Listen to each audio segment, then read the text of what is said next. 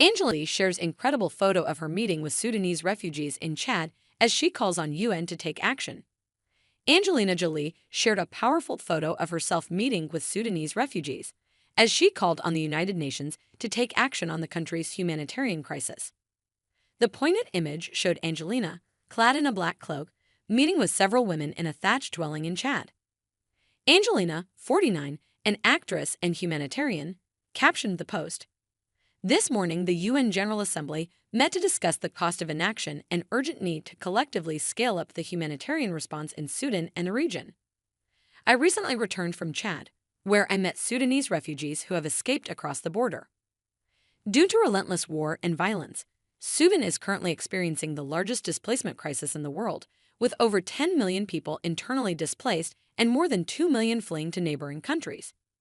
The situation is also compounded by mass starvation, as approximately 25.6 million people, over half the population, are facing acute hunger.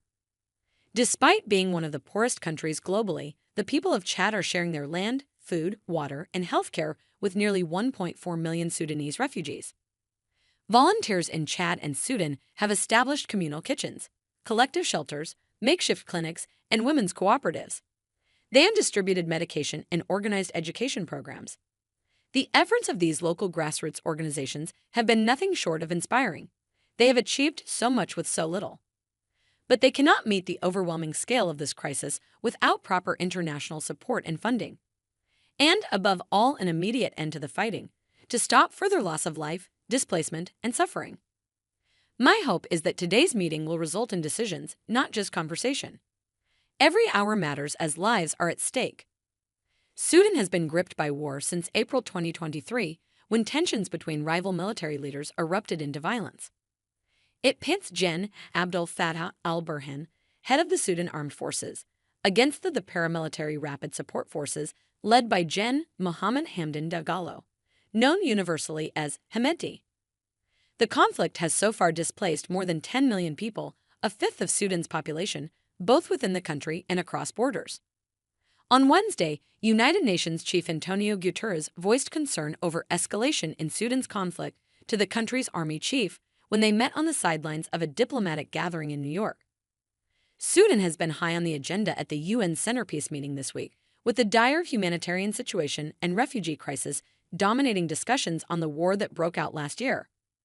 People in Sudan have endured 17 months of hell, and the suffering continues to grow, said the UN's top relief official Joyce Msuya.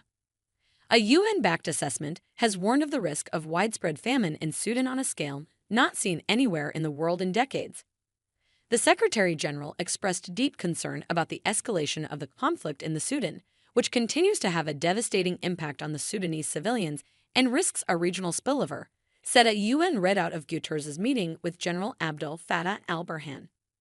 The United States, European Union, France, and Germany, in a joint statement after talks among their ministers, urged an immediate ceasefire and negotiations, and voiced alarm over foreign interference. All foreign powers should refrain from providing military support to the warring parties, they said after broader talks that included the United Arab Emirates, widely considered the top backer of the RSF. The World Health Organization said this month at least 20,000 people have been killed.